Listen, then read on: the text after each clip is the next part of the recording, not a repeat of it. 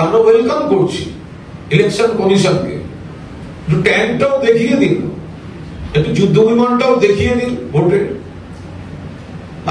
আপনাদের হারানোর পর আমাদের আনন্দটা আর একটু বেশি হবে, বাংলার আনন্দটা আর একটু বেশি হবে। এটা ভোটের নামে করছে কি এরা? এরপরে মানুষের প্রথমে ভোটের অধিকার কেটে বাদ দিয়েছে, তারপরে একটা মহল তৈরি করছে, আতঙ্কের মহল তৈরি করছে। আর তার মধ্যে আবার যাদের পাঠাচ্ছে তাদের বলে দিচ্ছে বিজেপি কর্মীদের সঙ্গে, বিজেপি প্রার্থীদের সঙ্গে, বিজেপির এজেন্টদের সঙ্গে গোপনে মিটিং করুন। গোপনে কি কি করতে হবে বিজেপিকে? আরে এত কিছু করেও তো 30 থেকে 40টায় তোলার চেষ্টা। বিজেপি তো গোহারা হারছে, 250-এর বেশি সিট নিয়ে মমতা বন্দ্যোপাধ্যায় মাননীয় মুখ্যমন্ত্রী ফিরছেন।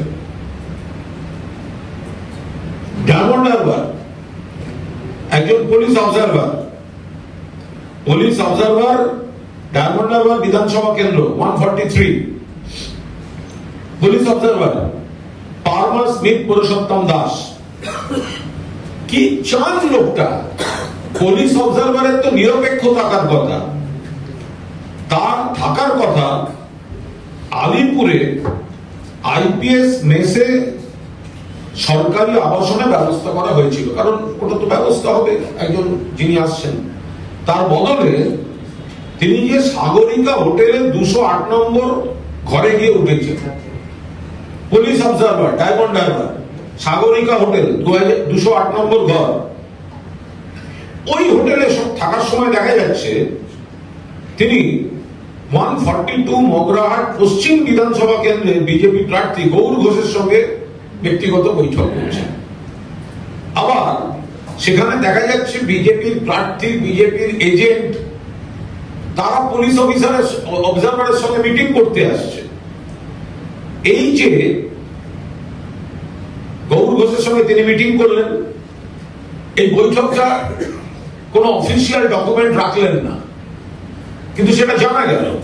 একই জিনিস উনি করেছেন 143 ডায়মন্ড হারবার বিধানসভা কেন্দ্রের বিজেপি প্রার্থী দীপক কুমার হালদারের সঙ্গে মিটিং করলেন।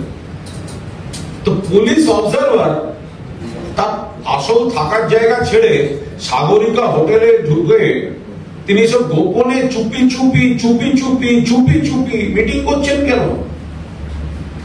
আমরা একটা ভিডিও আপনাদের দেখাবো, যেই গোপনে আড়ালে সাধারণ মানুষের চোখের বাইরে পার্টিকুলার বিজেপি প্রার্থী এবং বিজেপির এজেন্টদের সঙ্গে তাদের এত কিসের বৈঠক? এটা নিরপেক্ষতাকে বিপন্ন করে দিয়েছে। আমরা ওনাদের কাছ থেকে নিরপেক্ষতা আশা করিও না, কিন্তু নিরপেক্ষতাকে বিপন্ন করে দিয়েছে। অবজারভার হ্যান্ডবুক পরিষ্কার ফেব্রুয়ারি 2024 বলছে যে অবজারভারদের আচরণ ও ব্যবহারের মাধ্যমে তাদের রাজনৈতিক নিরপেক্ষতা প্রদর্শন করতে হবে এবং পক্ষপাত দুষ্ট বলে মনে হওয়া উচিত নয়। কিন্তু ডায়মন্ড হারবারের পুলিশ অবজারভার যদি তার নির্দিষ্ট আবাসন ছেড়ে সাগরিকা হোটেলের 208-এ এবং তার পেছন বিজেপির প্রার্থী, এজেন্ট, নেতারা ঢোকে, তো তাহলে তো কোয়েশ্চেন উঠবেই। আপনারা একটা ভিডিও দেখুন, অবজারভারের সঙ্গে কারা কারা সব দেখা করতে যাচ্ছে। We general observers don't understand one thing. We were asked to observe and don't do anything. আমাদের কাজ ছিল অবজার্ভ করা। Now in West Bengal we are asked to do সবকিছু করতে হবে আমাদের, পুরো উল্টো। আমাদের কাজ ছিল হচ্ছে অবজার্ভ করা, আর এখন আমাদের চাপ দেওয়া হচ্ছে এইগুলো করুন। Please clarify at ECI. I feel it is cheating by ECI. কে দিচ্ছেন? অবজারভার। কোন observer? পাল্লাসু। In Delhi, ECI said we observers not supposed to interact with CEO. দিল্লিতে আমাদের বলা হয়েছিল সিইও এর সঙ্গে কোনো ইন্টারাকশন হবে না। Today, CEO is taking meetings either observers. এখানে সমস্ত রকম অবজারভারদের সঙ্গে তারা যোগাযোগ শুরু করেছে। এর পুরো ডিটেল আমরা আপনাদের দিয়ে দিলাম। এর থেকে প্রমাণ হয় যে ইসিআই পরিকল্পিতভাবে অবজারভারদের উপর চাপ সৃষ্টি করছেন।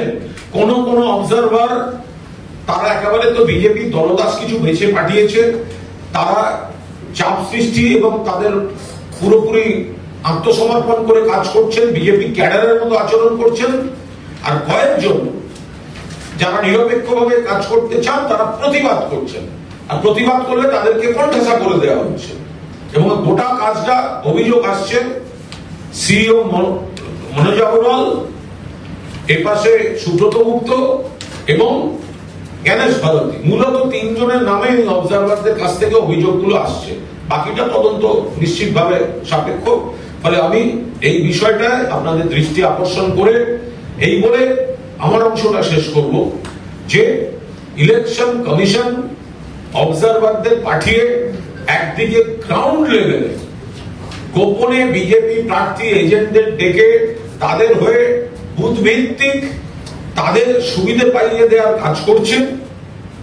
আর দ্বিতীয়ত সেনা, আধা সেনা, যেগুলো সীমান্তে থাকলে পহেলগাঁওতে এতজন পর্যটকের প্রাণ যেত না, পুলওয়ামায় এত সেনা, আধা সেনা, উড়ি সেনা, আধা সেনা, মণিপুর জ্বলছে, সেখানে নরেন্দ্র মোদীরও যাওয়ার সময় নেই।